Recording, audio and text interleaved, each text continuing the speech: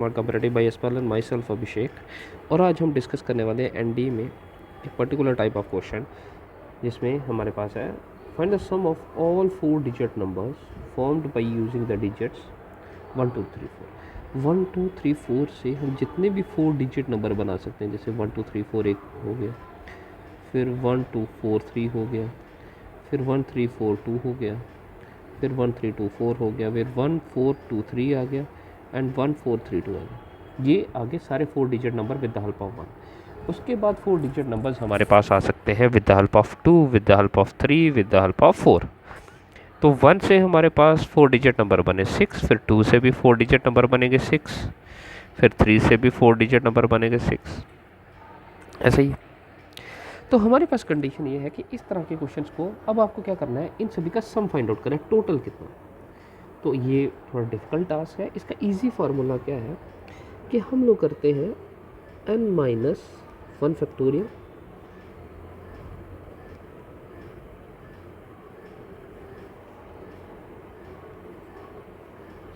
Some of digits,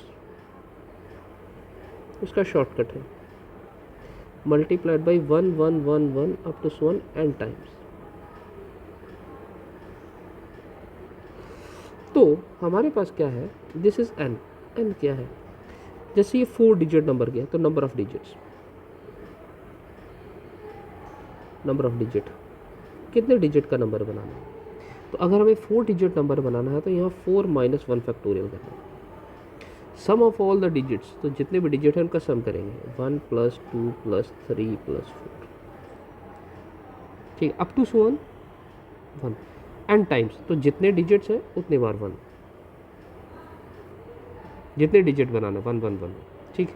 तो हमारे पास 4 - 1 कितना आएगा, 3 फैक्टोरियल, 4 3 7 7 2 9 9 एंड 1 10 मल्टीप्लाइड बाई 1 1 1 1। तो 3 फैक्टोरियल किसके इक्वल आता है, 6 मल्टीप्लाइड बाई 10 1 1 1 1। तो which is equal to 6 6 6 6 0। This is your sum of all the 4 digit numbers found by using the digits. दूसरा क्वेश्चन इसी में है, sum of all the 4 digit numbers found by using this condition. इस condition से जितने 4 digit number बन सकते हैं हमें उनका सम करना है। तो हम क्या करते हैं, अब यहाँ से अगर हम फर्स्ट 0 से स्टार्ट कर रहे हैं तो 3 डिजिट नंबर बन रहा है, तो पहले हम यहाँ कंसीडर करेंगे कि इन चारों से 4 डिजिट नंबर ही बनता है। क्या बनता है, 4 डिजिट नंबर। तो फार्मूला सिंपल है, n-1 सम ऑफ डिजिट्स, और 4 डिजिट नंबर बनाना तो 4 × 1, तो दिस इज n-1 फैक्टोरियल। तो 4 - 1 कितना आ जाएगा, 3 factorial, sum of all the digit 0 1 0 + 1 + 4 + 5 1 1 1 1। तो ये कितना आएगा, 6 10 1 1 1, ठीक है। ये आ गया आपके पास सम ऑफ 4 डिजिट नंबर। हमने कंसीडर यहाँ पे किया कि इस 0 से भी हमारे पास 4 डिजिट नंबर ही बन रहा है। लेकिन होता क्या है कि अगर एक्चुअल में 0 फर्स्ट प्लेस पे आ जाए, एक्सट्रीम लेफ्ट पे, तो वो 3 डिजिट नंबर बनता है। अब इस टोटल में से हम लोग माइनस कर लेंगे, ये जो रिजल्ट आता है ये आता है आपके पास sum of all the digits, sum of all the numbers. आपको इन सभी का नंबर का सम आ गया आपके पास से। वैसे ही इन सभी के साथ 4 डिजिट के साथ जितने नंबर बन रहे हैं उनका सम आ गया ये। लेकिन हमने इसमें क्या किया कि हमने इसमें 3 डिजिट वाले नंबर भी ऐड ऑन कर लिए। तो अब हम इसमें से माइनस कर लेंगे, हम क्या करेंगे, सम ऑफ ऑल 4 डिजिट नंबर, इसमें से माइनस कर लेंगे सम ऑफ ऑल 3 डिजिट नंबर।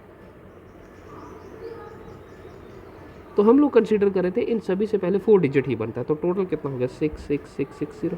अब इसमें से हमें 3 डिजिट नंबर्स का सम माइनस करना है। तो अब हमारे पास नंबर बन रहा है 3 डिजिट, तो n कितना है 3, तो 3 - 1 factorial, sum of all the digits तो 1 + 4 + 5, और n जो है वो 3 टाइम्स आ जाएगा क्योंकि 3 डिजिट नंबर ही बना रहे हैं हम। तो ये कितना आएगा, 3 फैक्टोरियल, 3 - 1 इज 2 फैक्टोरियल, 2 फैक्टोरियल 2 ही आता है, 5 4 9 9 1 10 1 1 1। तो ये कितना आएगा 2 2 2 0। तो 6 6 6 6 0 में से 2 2 2 0 माइनस करेंगे आप तो आएगा 6 4 4 4 0। ये आपके पास आ जाएगा sum of all the 4 digit numbers formed by using the digits. ये आपके पास कंडीशन है, ठीक है। नेक्स्ट देखिए हमारे पास क्या है, क्वेश्चन है consider the following data for the next 3, right. 3 question है, उनके लिए आपको ये कंसीडर करना है। There are 90 applicants for a job, एक जॉब के लिए 90 एप्लीकेंट्स हैं। Some of their are graduate, some of their are less than 3 year of experience. तो हम लोग यहाँ पे कंसीडर करते हैं G as the number of graduates, क्योंकि आपको जो डाटा दिया है वो नंबर ऑफ ग्रेजुएट्स दिया है, नंबर ऑफ नॉन ग्रेजुएट दिया है। At least 3 year of experience यहाँ पे है, some have less than 3 year of experience, some of these them are graduate, some of them have less than 3 year of experience. तो यहाँ पे at least 3 year of experience है, less than 3 year of experience. तो हम इनको 4 condition बना देते हैं। एक नंबर ऑफ ग्रेजुएट्स आ गया, तो जी डैश आ गया नंबर ऑफ नॉन ग्रेजुएट्स। उसके बाद आपके पास यहाँ पे है जी intersection T, G be the event that the first application is an interviewed is a graduate, T be the event that first applicant interviewed has less at least 3 year of experience। T event क्या है, at least 3 year of experience। तो हम यहाँ पे T event ले लेते हैं at least 3 year of experience। तो T डैश क्या हो गया, दूसरा इवेंट ले लेते हैं less than 3 year of experience। तो हमने इन सभी इवेंट को, ग्रेजुएट्स को टी इवेंट कंसीडर कर दिया, नॉन ग्रेजुएट्स को टी डैश, सॉरी ग्रेजुएट्स को जी, नॉन ग्रेजुएट्स को G dash. At least 3 year of experience T, less than 3 years of experience T dash के साथ कंसीडर, ठीक है। देयर आर 90 एप्लीकेंट्स, तो टोटल नंबर ऑफ एप्लीकेंट्स कितने हो गए,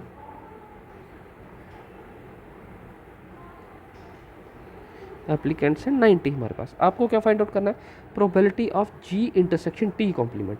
तो probability of G intersection T complement किसके इक्वल आ जाता है, number of element in G intersection T complement upon total number of elements.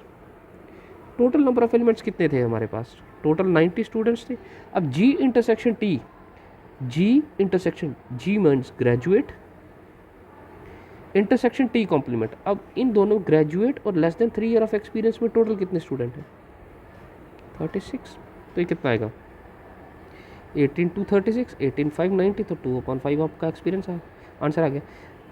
Probability, conditional probability of G when T dash is given, तो ये किसके इक्वल आएगा, probability of G intersection T complement upon probability of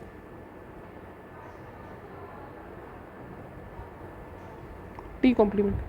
ये किसके इक्वल आएगा, number of element in G intersection T complement, number of elements in T complement. तो number of element in G intersection T complement कितने आएंगे, number of element in G intersection T complement, तो G intersection T complement तो यही रहेगा 36।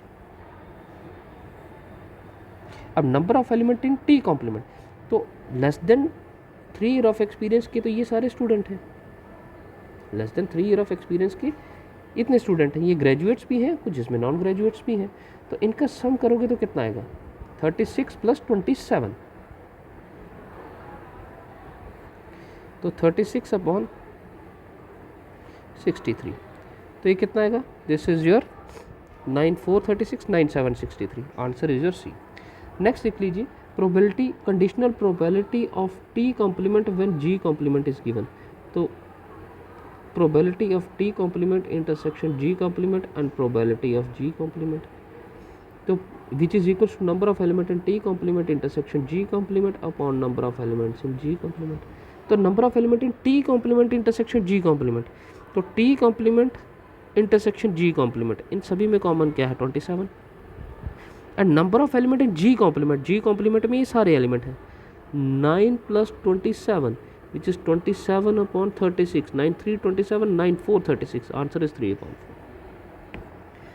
Next है, the incidence of suffering from a disease among worker in an industry has a chance of 33/1/3%। तो हमारे पास क्या कंडीशन है कि वर्कर जो है किसी इंडस्ट्री में किसी बीमारी से ग्रस्त हो सकते हैं, उसका चांसेस क्या है 33/1/3%, ठीक है। तो दूसरा चांस क्या है कि वो हमारे पास उस प्रॉब्लम से सफ़र नहीं कर सकते, तो ये हमारे पास बाइनोमियल डिस्ट्रीब्यूशन का आ जाता है, जिसमें P को हम लोग कंसीडर कर सकते हैं सक्सेस एंड Q को कंसीडर कर सकते हैं। तो पी हमारे पास कंसीडर है चांसेस ऑफ डिसीज,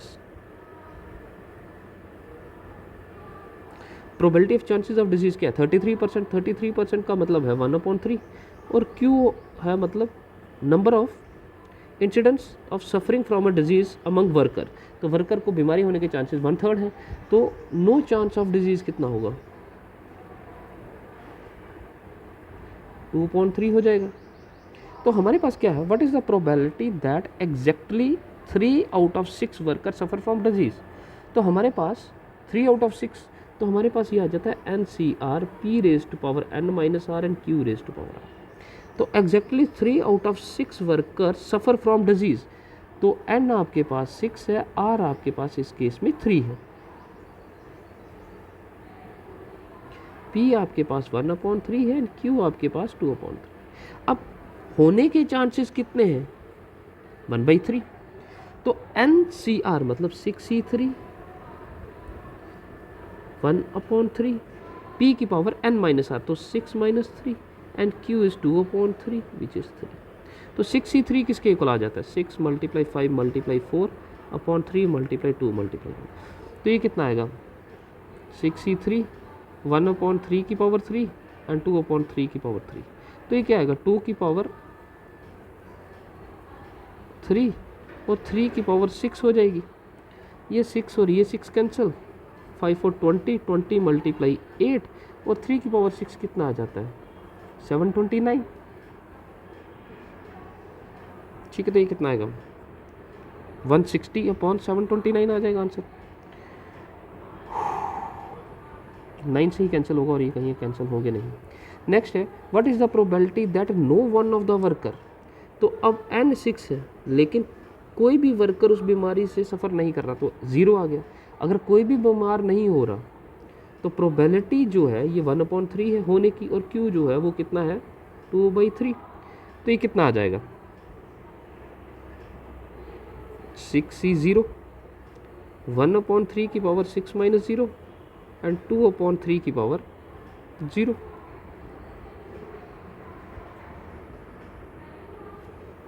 तो 6। ओके, तो इस केस में सक्सेस क्या है हमारे पास, इस केस में सक्सेस है no worker will suffer from disease, तो अगर no worker will suffer from disease तो हमारे पास इसको हम Q + P की फॉर्म में करेंगे, तो हमारे पास नहीं होने के चांसेस, कोई भी बीमार नहीं हुआ तो उसकी प्रोबेबिलिटी ये है, तो ये आ जाएगा इसकी 0 आ जाएगा, इसको 6 माइनस 0 आएगा, NC0 1 दिस इज 0, और ये कितना आएगा 2/3 की पावर 6 विच इज 64/729। नेक्स्ट देखोगे what is the probability that at least 1 out of 6 workers suffer from disease, at least 1 of 6 workers, तो कम से कम एक वर्कर जो है वो डिजीज से सफ़र कर रहा है, तो at least 1 will suffer from disease का क्या मतलब है, एक तो बीमारी से सफ़र कर रहा, P कितना है जो बीमारी से सफ़र कर रहा, Q किसके इक्वल आ जाएगा 2/3, N कितना है 6, एटलीस्ट 1 है, तो हम इसको प्रोबेबिलिटी ऑफ एटलीस्ट 1 है, 1 से ज़्यादा 6 तक भी जा सकते हैं, तो 1 minus probability of no worker will suffer from disease, तो no worker will suffer from disease क्या आ जाएगा no worker will suffer from disease, तो 1 minus probability of no worker will suffer from disease, no 1 of 6 worker, तो इसमें से कोई भी सफ़र नहीं हुआ, इसकी प्रोबेबिलिटी 64/729 है, तो 1 माइनस 64/729, तो 729 माइनस 64/729 कर लीजिए, तो ये कितना आएगा 5, 12 में 6 करेंगे 6, तो 665/729 ये आपके पास आंसर आ जाएगा। चलिए इतने रखते हैं आज के लिए, इनको प्रैक्टिस करिए, और बाकी कोई भी अगर डाउट है किसी भी स्टूडेंट को, बच्चे कोई भी प्रॉब्लम आती है तो वो डाउट मुझे सेंड करिए, तभी ये प्रॉब्लम सॉल्व हो पाएगी, अदरवाइज़ ये प्रॉब्लम बने रहेंगे। ठीक है, तो इतना रखते हैं आज के लिए, thank you for the class.